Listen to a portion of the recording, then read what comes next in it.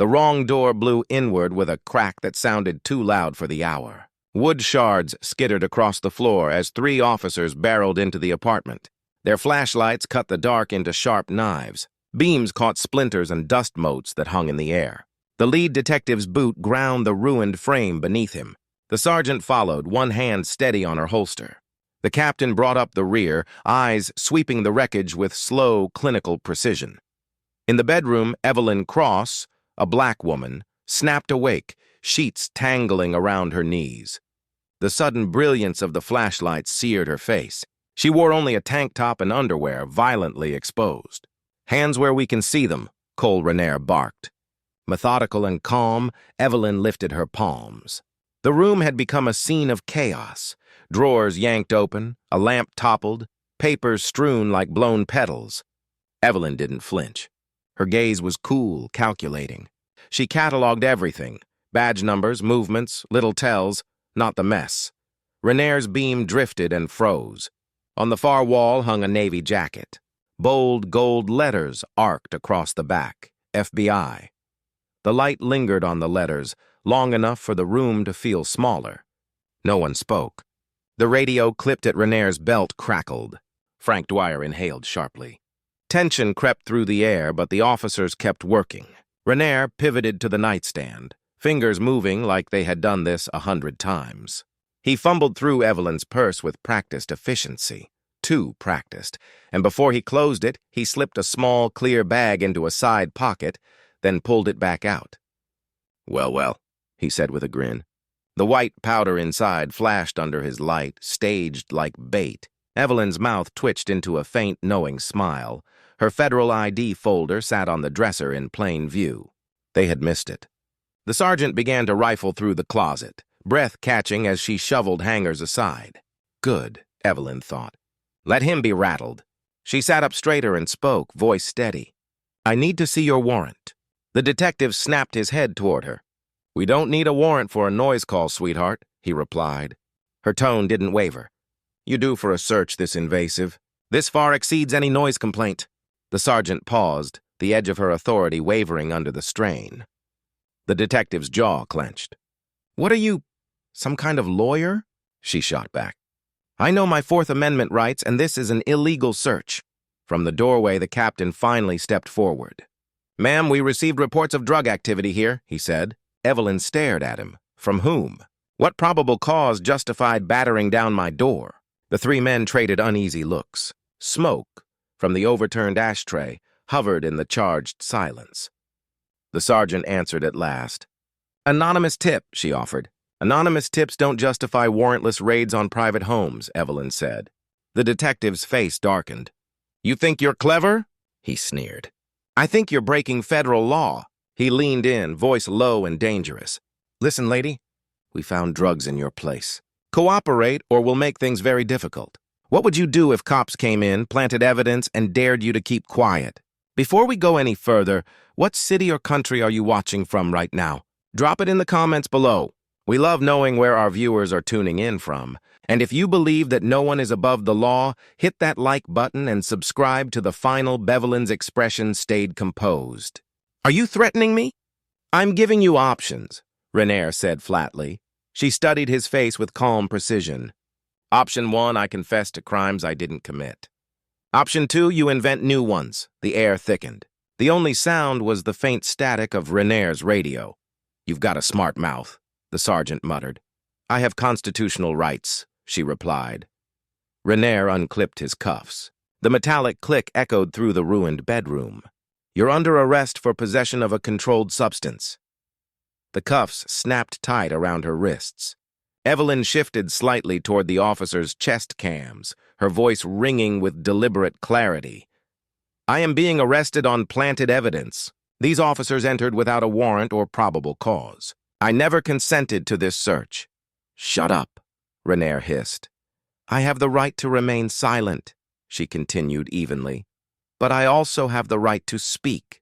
This is a false arrest based on fabricated evidence." The sergeant yanked her upright. "Move!" She complied, but her tone never faltered. "I am requesting immediate legal counsel. I am requesting a supervisor. I am requesting a full review of your body camera footage. Each word struck like a hammer, procedural, exact. Her precision made them uneasy. They didn't realize yet that every second of their actions was being recorded, not just on their cameras, but on hers. Inside Rivergate Police Station, fluorescent lights buzzed overhead as Evelyn was led through the booking area. The cuffs cut into her wrists, but her eyes stayed cold and sharp.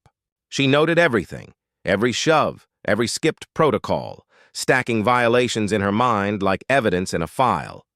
At the booking desk, Sergeant Dwyer rattled off charges. Cocaine possession. Resisting arrest. I didn't resist arrest, Evelyn said steadily. The desk sergeant hesitated, pen hovering midair. Something in her tone didn't align with the accusation. She knows her rights, Renaer snapped. Won't shut up about them. The process continued, fingerprinting, photographs, personal inventory. Then the desk sergeant opened her wallet and froze. Says here you work for the federal government. Renaer's hand stilled over the keyboard. Process it, he ordered. But as the system ran her information, the truth flashed across the monitor. Evelyn Cross, FBI agent, 15-year veteran, current assignment, Public Corruption Unit. Renaer's jaw locked. He leaned toward Dwyer, voice low. We can still bury this. Across the building, Officer Liam Monroe sat alone in the equipment room, surrounded by rows of charging body cams. She scrolled through the raid footage. Timestamp 2:17 a.m. Door blown open, Evelyn's hands raised, Renaer at her purse. Monroe's stomach turned as she watched his hand slip the baggie into the pocket, then triumphantly pull it back out.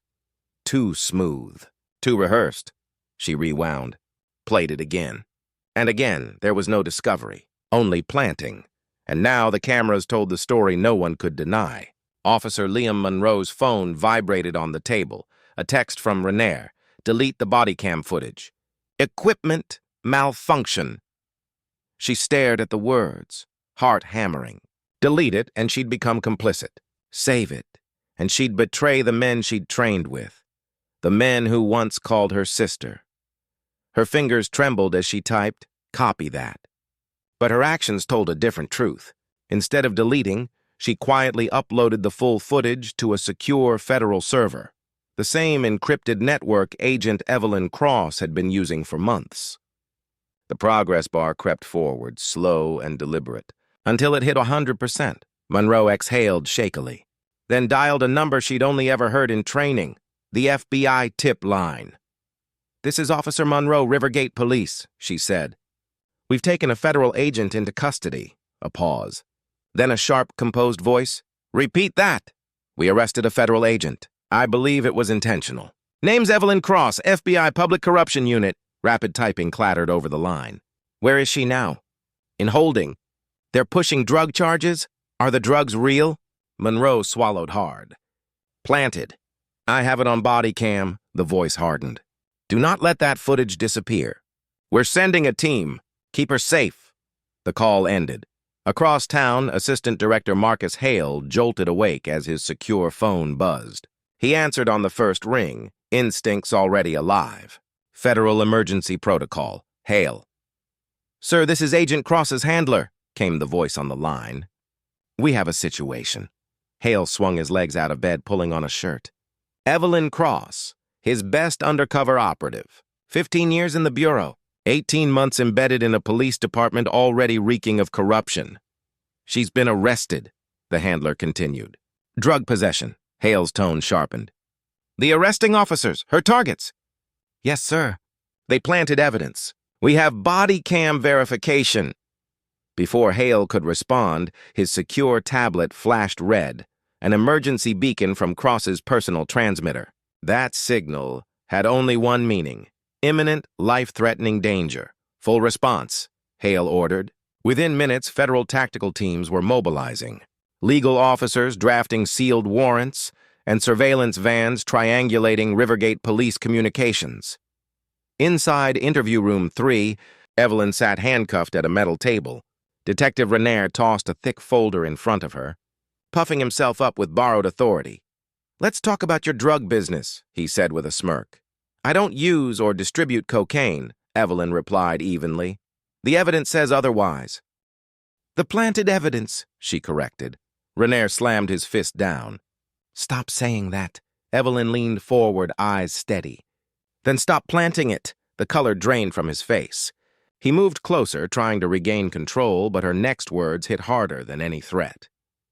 I think you've been under federal investigation for 2 years, she said quietly. Operation Iron Justice. Does that ring a bell?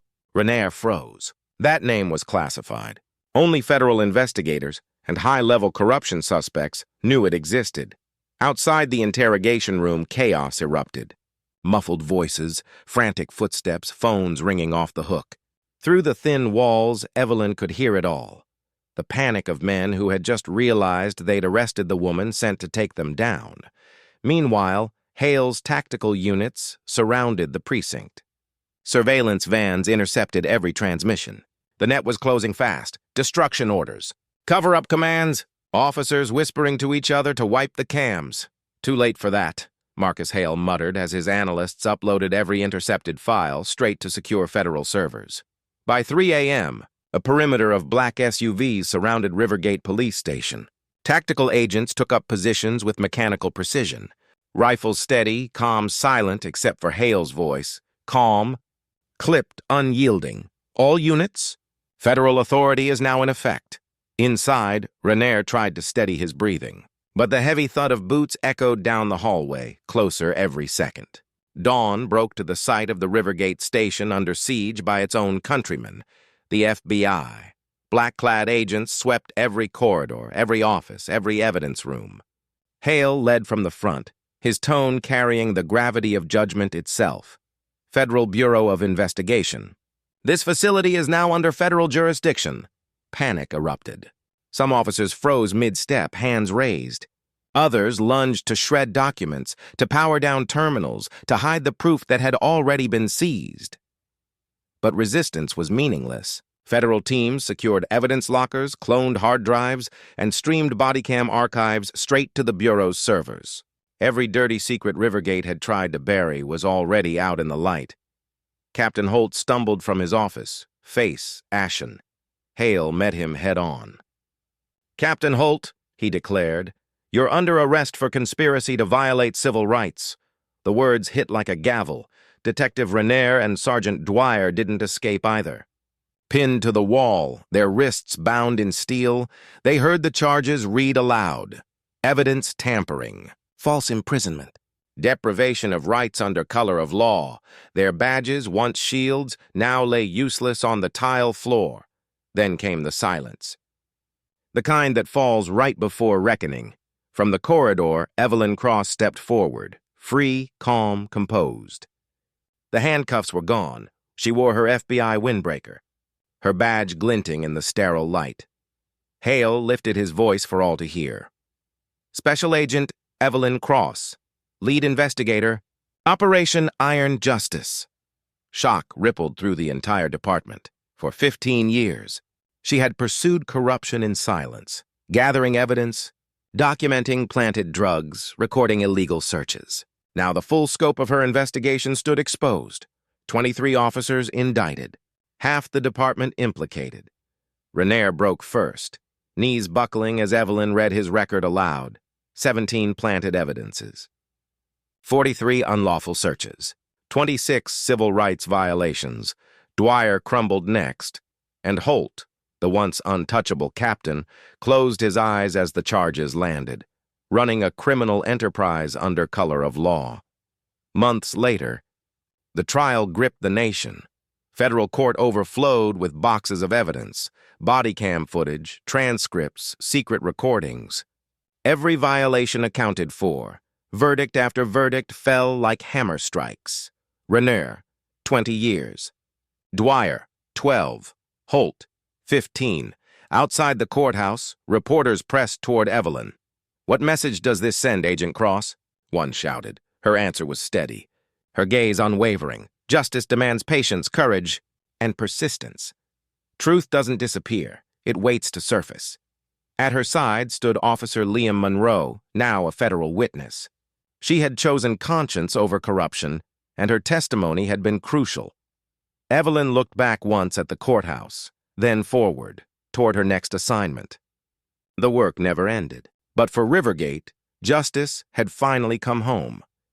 And if you believe that no one is above the law, not even those who wear the badge, smash that like button and subscribe to the Final Boundary Tales, because real justice begins only when the truth is exposed.